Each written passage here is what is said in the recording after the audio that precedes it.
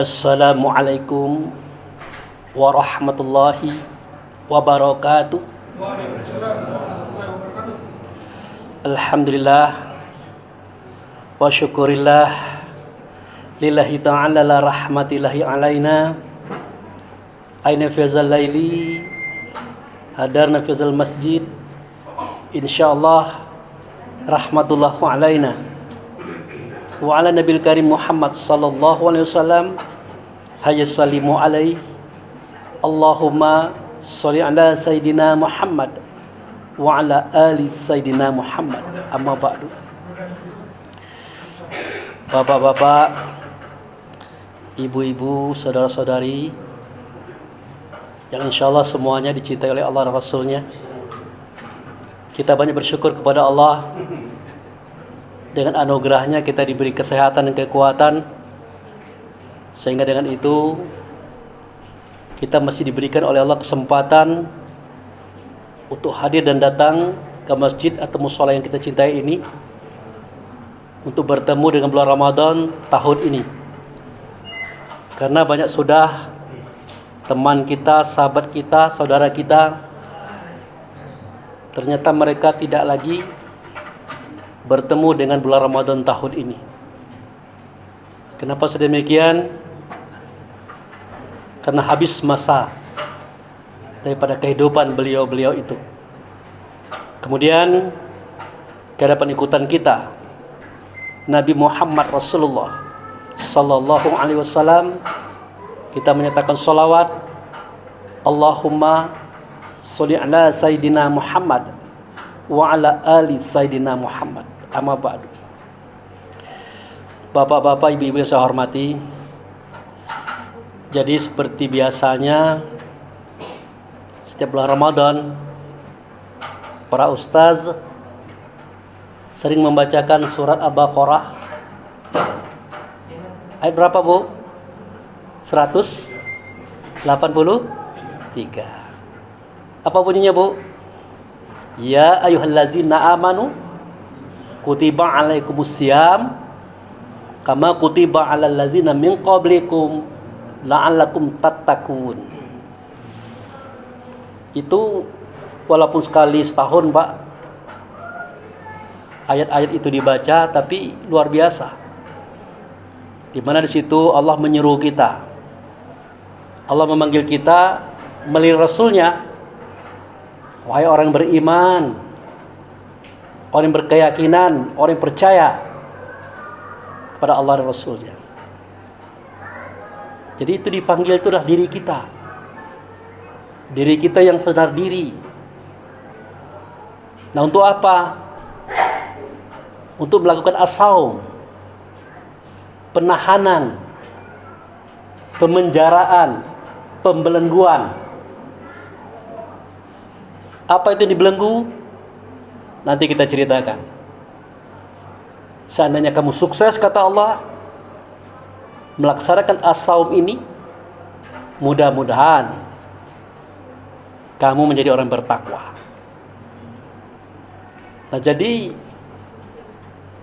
walaupun ayat itu pendek, sederhana, tapi maknanya dalam. Kenapa sedemikian? Di sebuah hadis Nabi Muhammad pernah bersabda, "Iza jaa Ramadan wa futihat abwabul jannah wa sufidat abwabun nar wa ghuliqat as-sayatin." Kata Nabi, kalau datang bulan Ramadan, dibuka pintu surga, ditutup pintu neraka, dibelenggu setan. Nah, kalau Nabi yang ngomong kan tidak mungkin bohong. Tidak mungkin dia main-main. Pasti serius, pasti benar. Persoalannya bagaimana caranya terbuka pintu surga. Caranya terbuka pintu surga adalah pintu nerakanya ditutup dulu. Pertanyaan kedua, bagaimana pintu neraka bisa tertutup? Jawabannya, setan dibelenggu dulu. Lalu siapa yang membelenggu setan?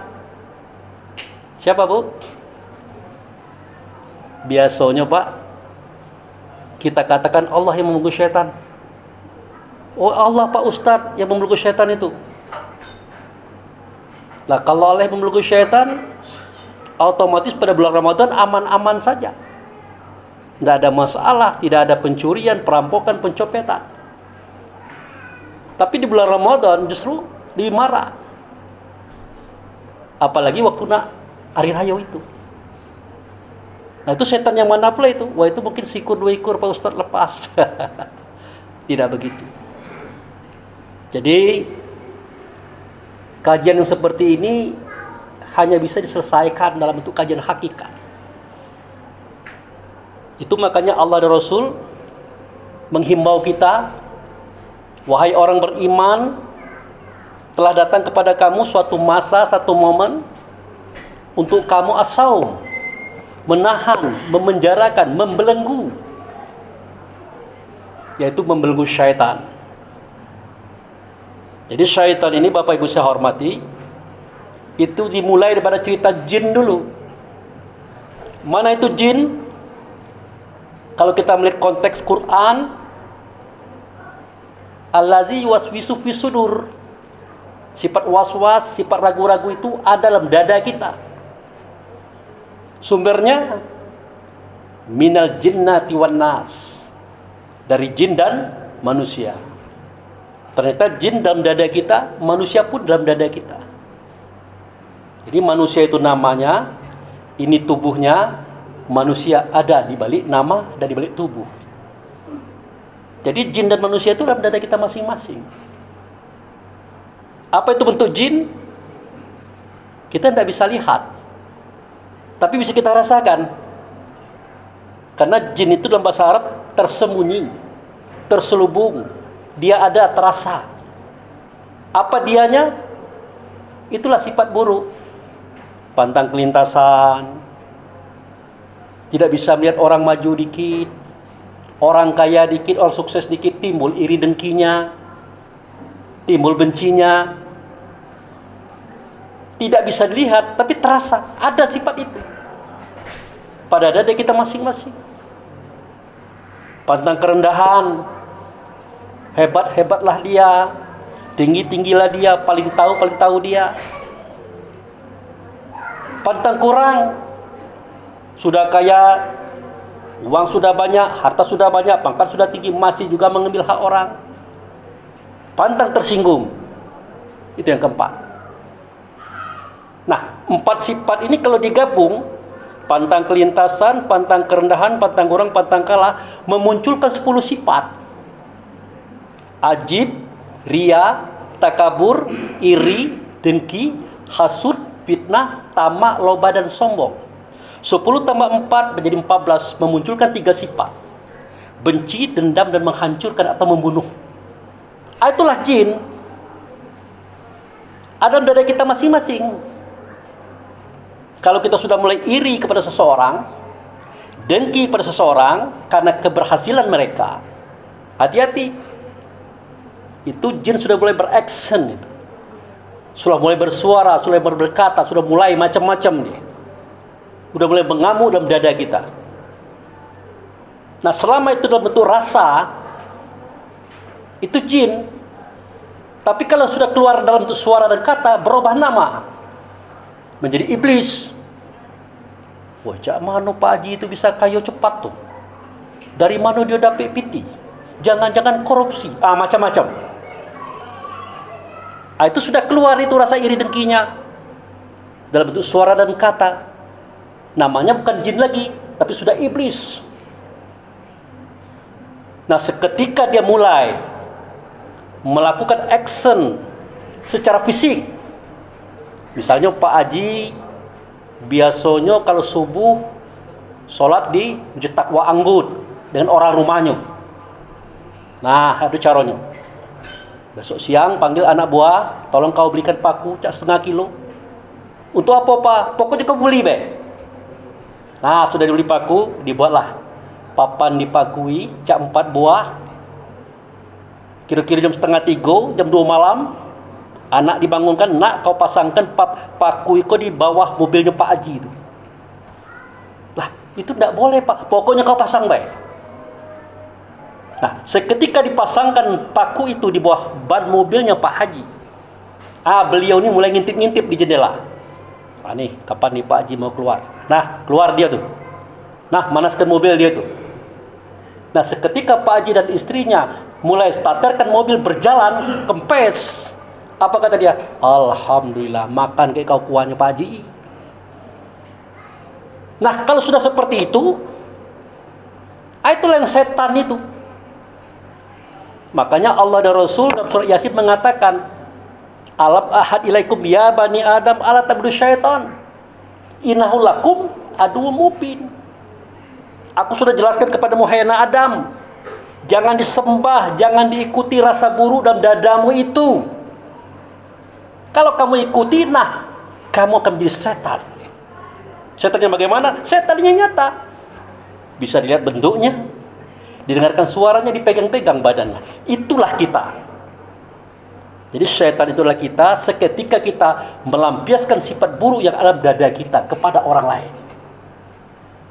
Nah, bulan Ramadan ini, bulan pembakaran ini adalah momentum untuk membelenggu sifat itu. Dibelenggu, nak iri dikit dibelenggu. Mulai benci dikit dibelenggu, nak manas dikit dibelenggu. Sampai dia tunduk. Nah, kalau kamu berhasil 29 hari atau 30 hari tidak marah, tidak benci, tidak iri dengki, nah mudah-mudahan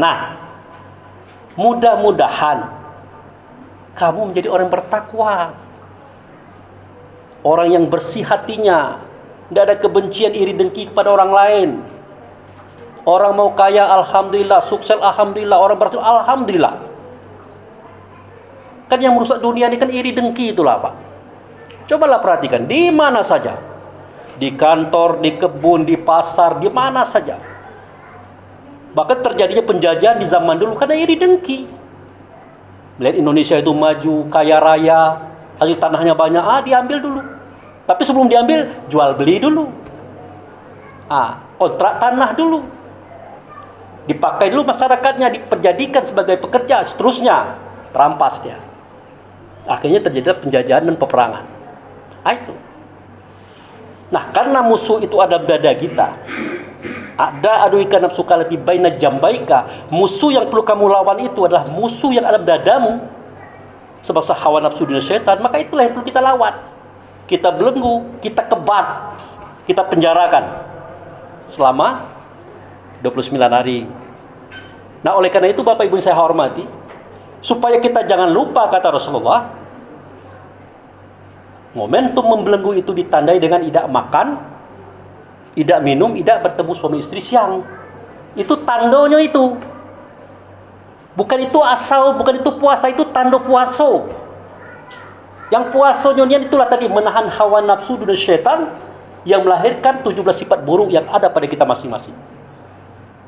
Makanya kadang-kadang makan siang tidak, minum tidak, berhubungan suami istri siang tidak. Kita jagonya nih, marah laju, nipu laju, ngupat laju. Makanya kata Nabi, alangkah banyaknya orang yang berpuasa katanya, orang saum katanya, tapi tidak kata Nabi. Tidak dia dapat kecuali lapar dan haus saja. Nah, mudah-mudahan kita sini tidak seperti itu. Ya Bu ya. Nah, ingat itu, tidak makan, tidak minum, tidak macam-macam suami istri siang hari, itu tandonya itu. Bukan puaso, tando puaso. Puasonya itulah menahan hawa nafsu dunia syaitan yang menjadikan kita tidak baik di dalam keluarga, di dalam masyarakat kita. Itu aja Pak Imam ceramah kita, dosa panjang-panjang. Ya Bu ya. Ingat itu, besok jangan pagi-pagi beli sayur aman-aman saja, lah ngupat orang dulu. Nah, kena gitu. Ya. Itu. Karena tidak makan, tidak minum itu adalah tanda berpuasa. Berpuasa nian menahan diri untuk berbuat salah. Demikian, terima kasih. Wabillahi taufiq wal hidayah. Assalamualaikum warahmatullahi wabarakatuh.